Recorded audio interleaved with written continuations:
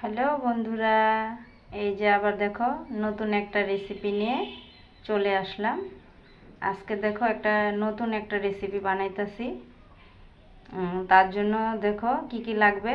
এখানে নিয়েছি আলু, আর এখানে আছে পেঁয়াজ কুচি, এখানে আছে শুকনো লঙ্কা, এখানে আছে রসুন কুচি, আর এই যে এখানে আছে 3টা লোকাল ডিম, আর এখানে আছে নরসিংহ পাতা, আর এই যে এখানে আছে কাঁচা লঙ্কা। আমি যোনটা রেসিপি আজকে বানাবো ওইটার জন্য এইসব উপকরণ লাগবে। এটাকে আমাদের শুদ্ধ বাংলা ভাষায় নরসিংহ পাতাও বলে, এটাকে আবার কারি পাতাও বলে। বন্ধুরা দেখতে থাকো কিভাবে রেসিপিটা বানাই। এই যে বন্ধুরা, আমি কড়াই বসাই দিয়েছি, কড়াই গরম হয়ে গেছে, কড়াইতে তেল দিয়ে দিয়েছি, তেলটাও গরম হয়ে গেছে। প্রথমে আমি দিয়ে দিব কয়েকটা কালি জিরে,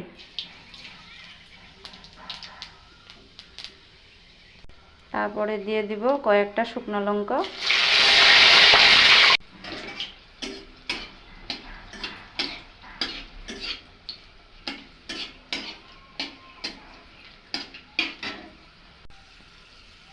এই যে তারপরে দিয়ে দেব পেঁয়াজ কুচি,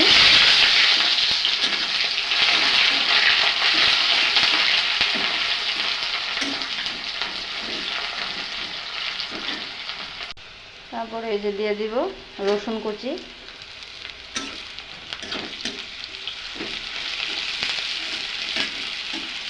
সবগুলো একসাথে ভাজা করব।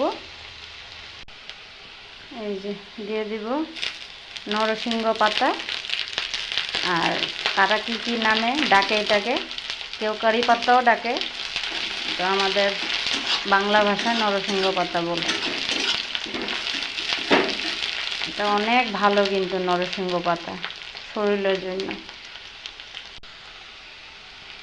এই যে এখন দিয়ে দেব আলু, কেটে ধুয়ে রাখছিলাম ভালো করে, সবগুলো ধুয়ে রাখছি একসাথে।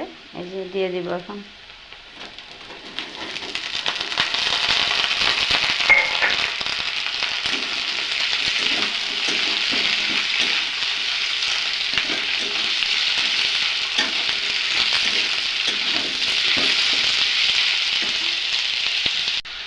এই যে বন্ধুরা, এখন দিয়ে দেব স্বাদ মতন নুন,